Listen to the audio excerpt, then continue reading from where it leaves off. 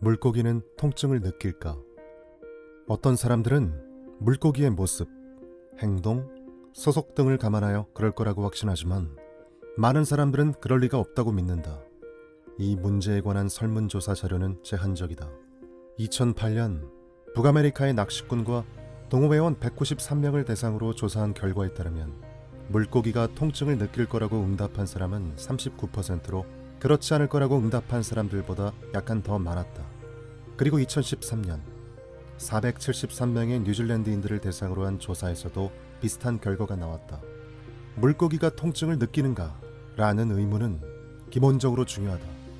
왜냐하면 이 의문은 많은 이슈들에 연루되어 있기 때문이다.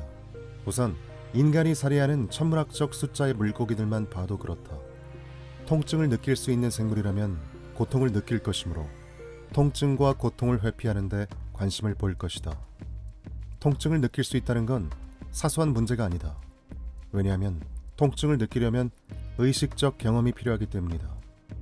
생물은 통증을 전혀 경험하지 않으면서도 부정적 자극에서 멀리 달아날 수 있다. 이런 행동은 반사 반응의 결과일 수도 있어서 신경과 근육이 아무런 정신활동을 개입시키지 않고서도 신체의 움직임을 초래하는 것이 가능하다. 예컨대 과도하게 진정된 환자들의 경우 통증을 느낄 능력이 없음에도 불구하고 유해 자극에 반응하여 움찔할 수 있다. 이것은 말초신경이 뇌와 독립적으로 활동하기 때문에 일어나는 현상이다. 과학자들은 인식이나 통증이 관여하지 않는 반사작용을 지칭하기 위해 통각이라는 용어를 사용한다. 통각은 통증 감각의 첫 번째 단계로 통증을 경험하기 위한 충분 조건은 아니지만 필요 조건이다. 통증을 경험하려면 통각 수용체에 입력된 정보가 보다 높은 수준의 두뇌 중추로 전달되어 아픔을 느껴야 한다. 물론 물고기들이 통증을 느낄 수 있을 거라고 기대하는 데는 그만한 이유가 있다. 물고기들은 척추동물의 일원으로서 포유동물과 동일한 기본 체제, 즉 척추, 일련의 감각기관, 말초신경계 등을 보유하고 있다. 요예한 사건을 회피하기 위해 탐지하고 학습하는 능력은 물고기에게도 유용하다. 통증은 동물에게 경고를 주어 잠재적 손상을 미연에 방지할 수 있게 해준다. 부상이나 사망은 개체의 생식 능력을 감소시키거나 제거하며 자연 선택이 부상과 사망 회피를 선호하는 것은 바로 그 때문이다. 통증은 동물에게 과거에 경험했던 유해 사례를 회피하라는 교훈을 주고 동기부여를 한다. 물고기가 의식적으로 인식을 하고 통증을 느낄 수 있는가? 라는 의문에 대한 통찰력을 주기 위해 독자들에게 한 가지 과제를 부여한다. 아무 아쿠아리움에 나가서 수조 하나를 선택한 다음 5분 동안 물고기들의 행동 거지를 관찰해보라. 멀리서도 보고 가까이 다가가 눈을 자세히 들여다보기도 하라.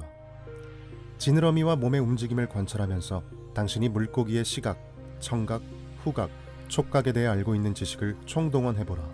개체 하나를 선택해 그 물고기가 다른 물고기들에게 주의를 기울이는지 관찰해보라. 이들의 움직임에 어떤 질서가 있는가?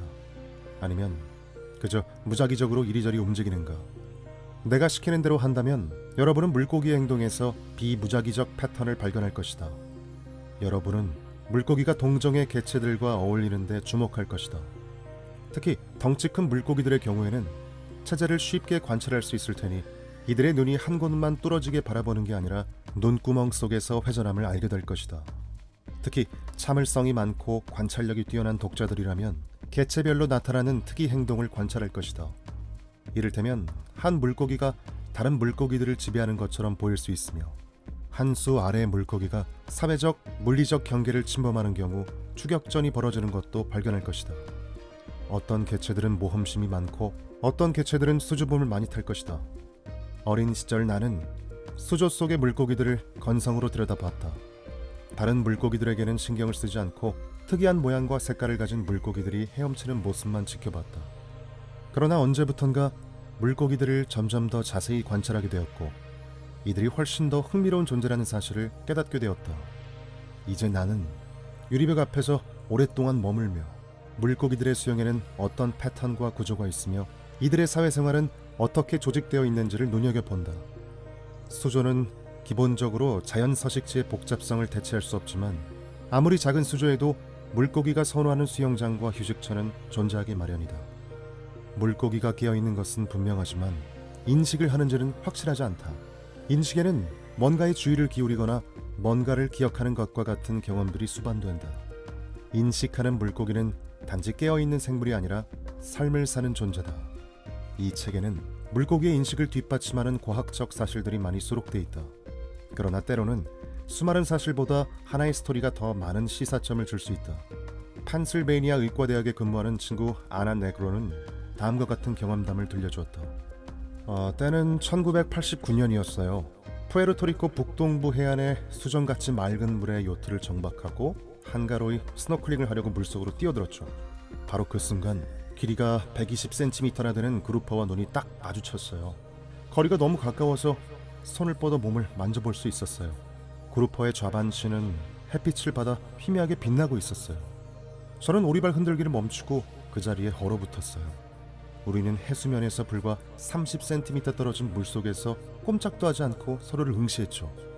그루퍼의 눈구멍 속에 있는 커다란 눈망울은 약 30초 동안 저에게 고정돼 있었는데 그 시간이 영원과도 같았어요. 둘 중 누가 먼저 자리를 떴는지는 기억이 나지 않지만 잠시 후 요트에 기어오른 저는 일행들에게 이렇게 나발을 불었어요.